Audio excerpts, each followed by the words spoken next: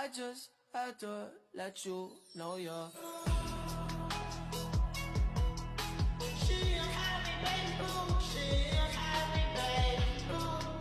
Juga datang. Siapa yang bermain? Lambat.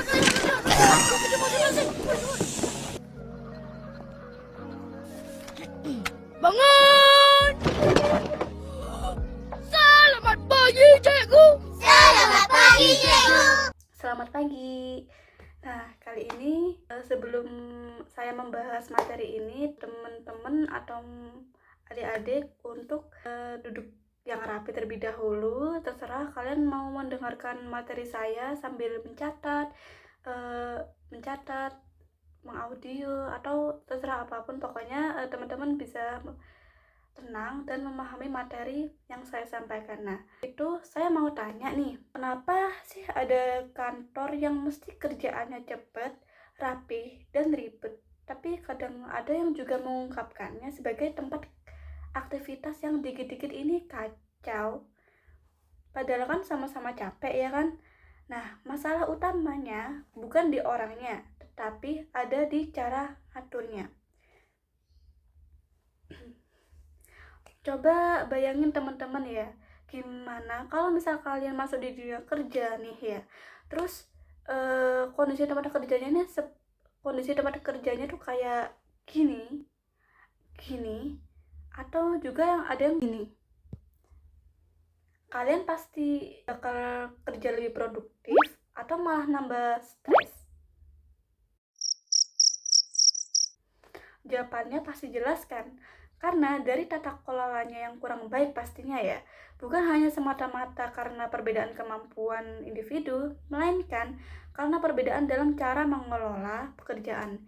Makanya tata kelola itu bukan hanya formalitas, tapi sebagai penentu kerja kalian baik berjalan atau hancur. Hal inilah yang disebut sebagai tata kelola perkantoran yang akan saya bahas pada materi ini. Jadi, tata ruang adalah untuk mempermudah pekerjaan, menghemat waktu, mengurangi kesalahan, dan produktivitas kerja. Maka dari itu, dengan adanya tata kelola yang baik, pekerjaan yang kompleks dapat berjalan secara efektif dan efisien. Nah, tujuan dari tata kelola kantor ini apa ya, teman-teman? Yang pertama, ada kenyamanan dan kesehatan. Seperti yang aku berikan contoh gambar tadi. Nah, kalian pasti tahu lah ya, kalau kalian berada di posisi itu pasti rasanya kan sumpek ya kan, kalau mejanya berantakan kayak gitu, apalagi gak efisien juga kan kalau semisal lagi kerja. Nah, intinya kalau orang jadi pasti teman-teman kan ngerasa gak nyaman ya pastinya. Intinya kalau orang gak nyaman, pasti performa daya semangat kerjanya itu pasti turun. Maka dari itu, kenyamanan dan kesehatan itu sangat penting dalam dunia pekerjaan atau kehidupan teman-teman. Yang kedua, ada mempermudah pengawasan. Tata ruangan yang baik bikin atasan bisa mengawasi tanpa harus mengejar-ngejar karyawan. Contohnya nih, pada penempatan meja pimpinan di posisi yang strategis, memungkinkan atasan untuk melihat aktivitas karyawan dengan mudah, menggunakan konsep ruang terbuka atau semi terbuka. Jadi bentuk konsep ruang terbuka atau semi terbuka itu apa? Ini nanti akan saya bahas nanti ya. Nah, jadi pada bentuk tata ruang kantor ini dapat membantu mengurangi hambatan visual sehingga pengawasan dapat dilakukan secara efektif. Jadi solusi yang dapat diterapkan adalah dengan menghindari penggunaan sekat yang terlalu tinggi, menempatkan pimpinan pada posisi yang memiliki jangkauan luas, serta mengatur tata ruang agar tidak terdapat area yang sulit diawasi. Dengan pengawasan yang baik, kinerja karyawan dapat lebih terkontrol dan sesuai dengan tujuan organisasi. Lalu yang ketiga, ada efisiensi arus kerja. Tata ruangan harus mengikuti alur kerja manusia dan dokumen. Ya, bukan hanya asal taruh meja aja ya teman-teman. Contohnya, kalian pasti kalau lagi sakit gigi nih misalnya, terus periksa ke rumah sakit harus kemana dulu nih? Pastinya ke pihak administrasi dulu kan, atau resepsionis dulu kan. ya kan, buat daftar atau check-in rujukan dulu. Nah, kalian pasti sadar kan kenapa meja kantor administrasi itu berada di dekat pintu lobi utama, pokoknya dekat pintu masuk lah. Terus setelah itu kalian diarahkan ke bagian berikutnya sesuai kebutuhan, misalnya ke ruang pemeriksaan dokter, terus lanjut lagi ke apotek, terus selesai. Nah itu sama persis dengan yang diinginkan dalam tata ruang kantor. Jadi tata ruang kantor itu menciptakan sistem kerja yang cepat, teratur, dan tidak membuang-buang waktu. Dan itu hanya bisa terjadi kalau alur kerja yang didukung oleh tata ruang yang tepat, yang artinya bukan hanya sekedar penempatan meja, tapi alat untuk memperlancar proses kerja. Oke. Kemudian tata ruang kantor itu juga merupakan salah satu aspek penting teman-teman dalam menciptakan lingkungan kerja yang efektif dan nyaman. Pengaturan ruang yang baik tidak hanya berkaitan dengan estetika, tapi juga berpengaruh langsung terhadap produktivitas, kesehatan, dan kenyamanan karyawan. Oleh karena itu, terdapat beberapa unsur dalam tata ruangan kantor yang perlu diperhatikan. Salah satu unsur yang paling mendasar adalah yang pertama ada pasti pencahayaan. Nah, jadi pencahayaan yang baik bisa yang berasal dari cahaya alami maupun buatan sangat penting untuk mendukung aktivitas kerja. Ruangan yang memiliki pencahayaan yang cukup dapat membantu mengurangi kelelahan mata serta meningkatkan konsentrasi. Sebaliknya, pencahayaan yang kurang memadai dapat menyebabkan mata lelah, menurunkan fokus, kemudian bahkan berpotensi menimbulkan kesalahan dalam pekerjaan. Sebagai contoh, kantor yang memiliki jendela besar untuk memaksimalkan cahaya matahari serta didukung dengan lampu kerja yang terang akan memberikan kenyamanan lebih bagi karyawan. Kemudian yang kedua pasti kita juga membutuhkan sirkulasi udara ya dalam ruangan atau ventilasi juga. Jadi itu menjadikan faktor penting dalam tata ruang kantor. Udara segar dan suhu ruangan yang nyaman akan membuat karyawan lebih betah dan tidak mudah lelah ya pastinya. Ruangan yang pengap dan panas cenderung menurunkan produktivitas karyawan menjadi cepat merasa tidak nyaman. Karena itu, penggunaan ventilasi yang baik atau bantuan pendingin ruangan yang seperti AC diperlukan agar kondisi udara tetap stabil dan mendukung aktivitas kerja. Jadi kita nggak ngerasa pengap gitu di dalam ruangan. Lalu yang ketiga ada warna dan dekorasi ruangan ya kan. Pemilihan warna dinding serta dekorasi yang tepat dapat menciptakan suasana kerja yang menyenangkan. Warna-warna yang cerah seperti putih atau biru dapat memberikan kesan bersih, tenang, dan profesional ya kan. Sedangkan dekorasi seperti tanaman hias dapat menambah kenyamanan visual. Sebaliknya, penggunaan warna yang terlalu gelap atau monoton dapat membuat suasana kerja terasa membosankan dan kurang semangat. Dan ada aspek akustik dan pengaturan suara di dalam kantor. Tingkat kebisingan yang terlalu tinggi dapat mengganggu konsentrasi karyawan, dapat menurunkan kualitas kerja. Hal ini sering terjadi pada kantor dengan konsep ruang terbuka ya. Oleh karena itu, misalnya nih teman-teman lagi belajar atau semisal di ruang kerja gitu kan, deket jalan raya gitu kan. Terus di kondisi ruangan luar itu ada yang kayak bangun rumah, ngelas, terus ada juga suara motor-motor, truk-truk besar itu yang dapat mengganggu gitu kan pokoknya. Jadi kita tuh ngerasa terganggu oleh suara-suara tersebut sehingga nggak bisa fokus sama pekerjaan kita. Nah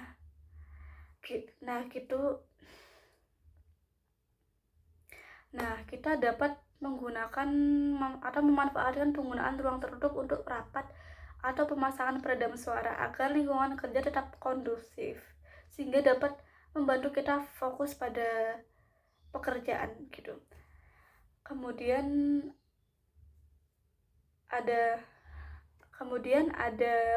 perabot kantor yang ergonomis juga merupakan unsur penting dalam tata ruangan kantor.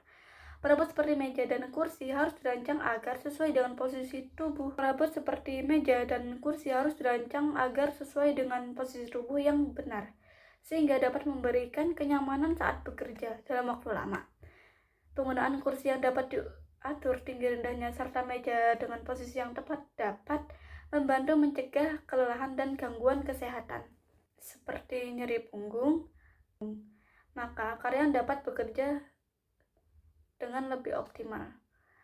Selain itu, fleksibilitas dalam tata letak juga perlu diperhatikan. Tata ruang kantor sebaiknya bersifat kaku, melainkan dapat diubah sesuai kebutuhan. Misalnya, ketika diperlukan kerja sama tim, susunan meja dapat diatur ulang agar memudahkan komunikasi kantor dan koordinasi.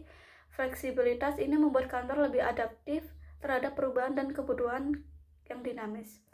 Yang terakhir, pembagian ruang atau zoning menjadi unsur yang tidak kalah penting. Setiap area dalam kondisi kantor harus memiliki fungsi yang jelas, dan area resepsionis dengan adanya pembagian ruang yang tepat, aktivitas kerja dapat berlangsung lebih teratur dan tidak mengganggu. Sebagai contoh, ruang rapat yang terpisah di area kerja utama dapat mencegah gangguan suara terhadap karyawan lain. Tata ruang kantor merupakan salah satu aspek penting dalam pengelolaan perkantoran. Nah, dari penjelasan sampai sini mungkin ada teman-teman yang ingin ditanyakan lebih dahulu atau masih bingung sama penjelasan yang saya berikan? Oke, nggak ada. Saya lanjut ke pembahasan selanjutnya ya. Nah, di sini saya akan membahas tentang macam-macam tata ruang kantor. Nah, jadi tata ruang kantor ini merupakan salah satu aspek penting dalam pengelolaan perkantoran karena berkaitan langsung dengan kenyamanan, efektivitas, serta produktivitas kerja. Setiap organisasi memiliki kebutuhan yang berbeda ya teman-teman. Jadi sehingga tata ruang kantor juga memiliki beberapa jenis yang dapat disesuaikan dengan kondisi dan tujuan kerja. Salah satu tata ruang kantor yang umum digunakan adalah pertama adalah tata ruang kantor terbuka atau open office.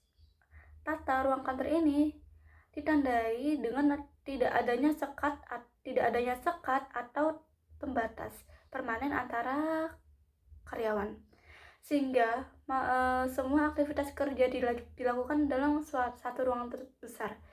Konsep ini biasanya digunakan oleh perusahaan yang mengutamakan komunikasi dan kerjasama tim seperti perusahaan rintisan atau industri kreatif. Dengan ruang yang terbuka, interaksi antara karyawan menjadi lebih mudah dan cepat sehingga koordinasi kerja dapat berlangsung secara efisien. Selain itu, tata ruangan ini juga lebih hemat biaya karena tidak memerlukan banyak sekat atau ruangan khusus. Namun, di sisi lain, tata ruang terbuka ini memiliki kekurangan teman-teman, yaitu adalah yang pertama ada tingkat kebisingan yang tinggi sehingga dapat mengganggu konsentrasi ya pastinya.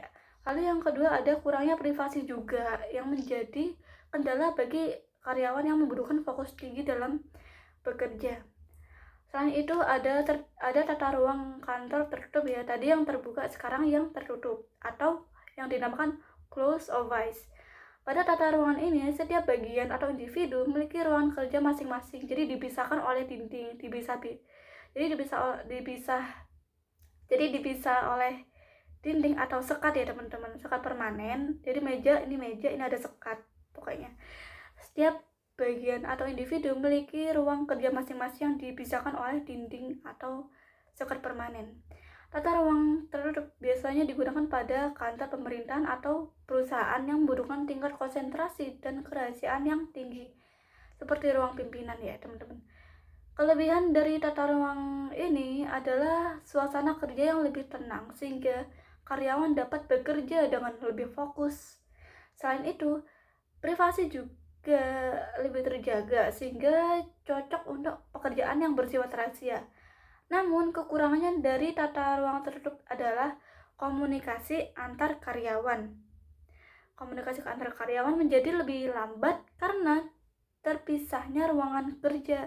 Selain itu, penggunaan ruang menjadi kurang efisien dan biaya operasionalnya itu cenderung lebih tinggi.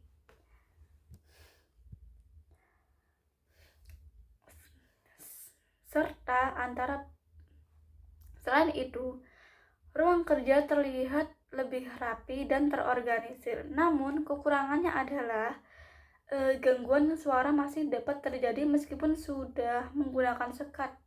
Selain itu, tata ruangan ini juga berkurang fleksibel dibandingkan dengan konsep ruang terbuka. Lalu yang selanjutnya ada tata ruang kantor berpanorama atau landscape office. Tata ruang ini menekankan fleksibilitas dan penyesuaian ruang berdasarkan kebutuhan kerja. Dalam konsep ini, ruang kantor tidak disusun secara kaku, melainkan dapat diubah sesuai aktivitas yang dilakukan, seperti kerja individu, diskusi kelompok, atau rapat.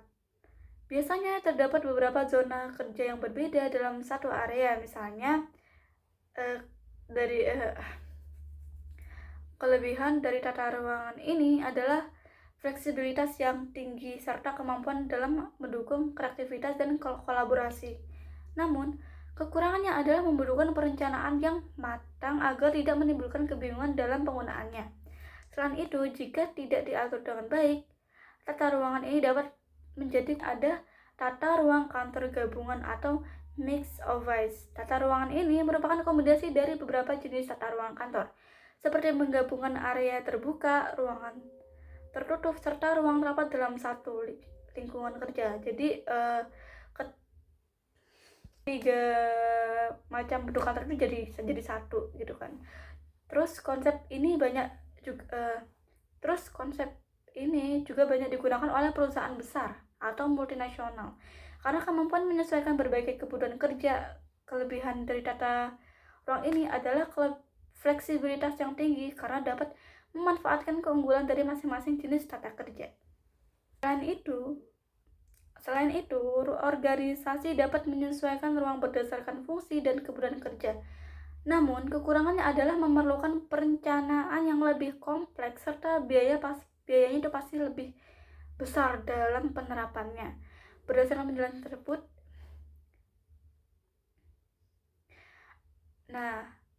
setiap jenis tata ruang kantor itu memiliki kelebihan dan kekurangan masing-masing. Oleh karena itu, tata ruangan kantor harus disesuaikan dengan kebutuhan organisasi. Jadi jenis pekerjaan serta jumlah karyawan. Tata ruangan yang tepat akan menciptakan lingkungan kerja yang nyaman, efektif, dan mampu meningkatkan produktivitas kerja secara keseluruhan. Oke. Dari sini saya tanya lagi, apakah sudah jelas? Baik, dari seluruh pembahasan yang telah dijelaskan dapat disimpulkan bahwa tata kelola atau tata ruang kantor bukan sekedar pengaturan fisik ruang kerja, melainkan merupakan faktor penting yang menentukan keberhasilan suatu pekerjaan. Lingkungan kerja yang tertata dengan baik mampu menciptakan kondisi yang nyaman, sehat, dan mendukung karyawan untuk bekerja secara optimal. Dengan melalui tata ruang yang tepat, pekerjaan dapat dilakukan dengan lebih efisien, kesalahan dapat diminimalkan, serta alur kerja menjadi lebih terarah dan sistematis. Tata ruang juga berperan dalam mempermudah pengawasan, memperlancar komunikasi, serta meningkatkan produktivitas kerja secara keseluruhan. Jadi setiap jenis ruangan kantor itu memiliki kelebihan dan kekurangan, teman-teman. Sehingga pemilihannya harus disesuaikan dengan kebutuhan organisasi dan karakteristik pekerjaan dengan memperhatikan unsur-unsur seperti pencahayaan, sirkulasi udara, kenyamanan, serta penataan ruang kantor yang efektif. Tentunya kantor dapat menjadi lingkungan kerja yang tidak hanya produktif tetapi juga menyenangkan dan kenyamanan bagi. Oleh karena itu dapat ditegaskan bahwa perbedaan antara kantor yang terasa kacau dan berjalan dengan baik bukan semata-mata karena kemampuan individu, melainkan karena bagaimana sistem dan tata kelola ruangnya dirancang. Tata ruang yang baik akan mendukung kinerja, sedangkan tata ruang yang buruk justru dapat menghambat pekerjaan. Oke, baik, cukup sampai di sini materi yang saya sampaikan. Semoga teman-teman atau adik-adik tidak hanya memahami tapi juga bisa menyadari bahwa lingkungan kerja yang baik bukan hanya mempengaruhi cara kita bekerja ya, tetapi cara menentukan hasil yang kita capai.